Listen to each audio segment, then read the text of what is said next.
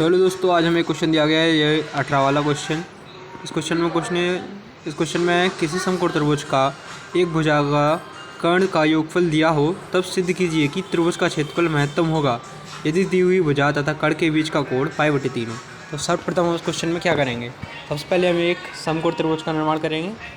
देखिए, ऐसा एक समकोण त्रिभुज बना लेना है। जी, हमने एक समकोण त्रिभुज बना लिया अपना, और इसमें हमें कर्ण का योगफल दिया हुआ है, तो इस कर्ण का योगफल हम मान सकते हैं y बराबर k माइनस एक्स, और यहाँ हम इसको मान सकते हैं y और तो इसको मान सकते हैं x, और जी हम a b c, तो हमें कर्ण का योगफल दिया हुआ था, सब कुछ था। अब हम समकोण त्रिभुज के मतलब नियम से निकाल सकते हैं। तो त्रिभुज ए बी सी में पाइथागोरस, इसे हम PGT बोलते हैं, पाइथागोरस प्रमेय से। तो अब हम प्रमेय से लगाएंगे तो क्या होगा, k माइनस एक्स का होल स्क्वायर हो जाएगा बराबर k माइनस एक्स का होल स्क्वायर हो जाएगा। इसके बाद हम क्या लिखेंगे, हमारा j है और j है। आपने अगर पढ़ा हो कि ए सी स्क्वायर बराबर A B square plus B C square, ऐसा आप बोल सकते हैं। तो हम लिखेंगे k माइनस एक्स स्क्वायर बराबर x square plus y square.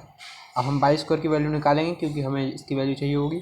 तो वाई स्क्वायर बराबर के स्क्वायर माइनस एक्स स्क्वायर का whole square minus k x square, y बराबर हम कर सकते हैं अंडर रूट, और जी हमारा के माइनस एक्स का whole square minus x square, y बराबर, इसको हम सॉल्यूशन देंगे तो खोल देंगे k square plus x square minus k 2kx minus k x square, इसको एक्स स्क्वायर से काट देंगे, वाई बराबर आ जाएगा हमारा के स्क्वायर माइनस 2kx।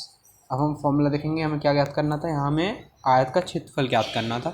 आप देख सकते हैं कि हमें यहाँ आयत का क्षेत्रफल मतलब त्रिभुज का क्षेत्रफल, समकोण त्रिभुज का क्षेत्रफल ज्ञात करना था। तो हम यहाँ बोल सकते हैं त्रिभुज का क्षेत्रफल हम लिख सकते हैं ए बराबर 1/2 आधार गुणा ऊंचाई। ये हमारा त्रिभुज का क्षेत्रफल हो गया। तो ए बराबर 1/2, आधार हमारी कितनी थी, आप देख सकते हैं आधार हमारी x है, तो हम यहाँ x लिखेंगे, और ऊंचाई अपनी y थी, तो y बराबर आपको पता ही है कितना है, तो यहाँ y भी लिख लेंगे। तो 1 बराबर 1/2, हमने y की वैल्यू निकाल ली थी, तो x इंटू वाई के स्क्वायर माइनस 2kx, जी हमारी y की वैल्यू निकल गई। अब इसका हम कर देंगे क्या, अपकलन। तो अपकलन होगा, नहीं हम इसका अपकलन नहीं करेंगे, हम दोनों पक्षों में वर्ग कर देंगे पहले, क्योंकि यहाँ अंडर रूट हटा देंगे हम लोग, दोनों पक्षों में वर्ग।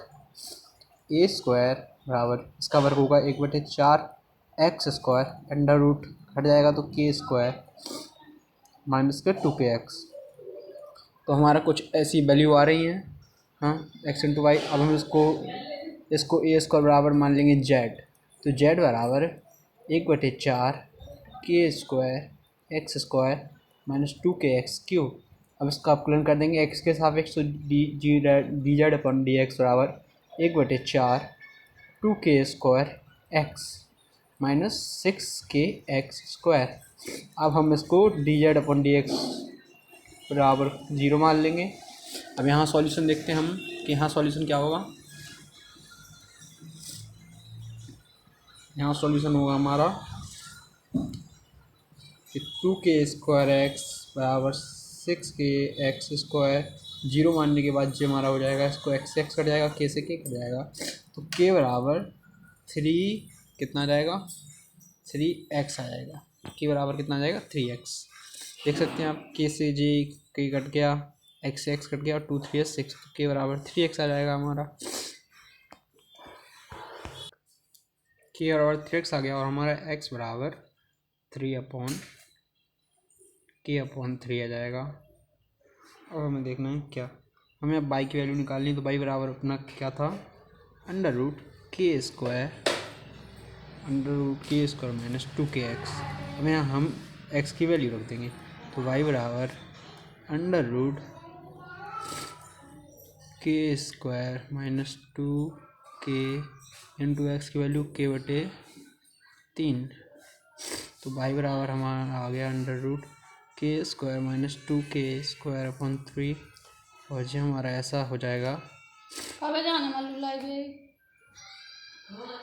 अरे, तो हमारा ये आ गया था। अब यहाँ हम k/3 √3 जी हमें y की वैल्यू निकल गई। अब हम यहाँ साइन थीटा बराबर मान सकते हैं, साइन थीटा बराबर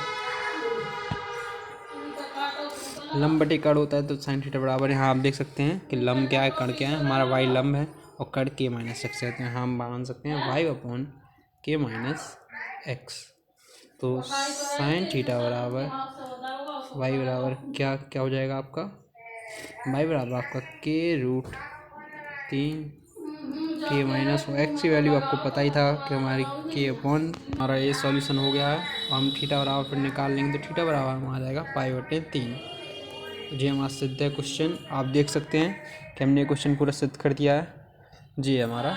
और यहाँ उच्च सिद्ध करने के लिए आप इसका दूसरी बार समाकलन कर सकते हैं, तो इसका हम दूसरी बार समाकलन कर दे रहे हैं। एंड d² z/dx² बराबर हमारा हो जाएगा 1/4 2k² माइनस 12kx। और यहाँ आप x की वैल्यू रख दीजिए तो माइनस आएगा, तो जो उच्चिष्ट सिद्ध हो जाएगा।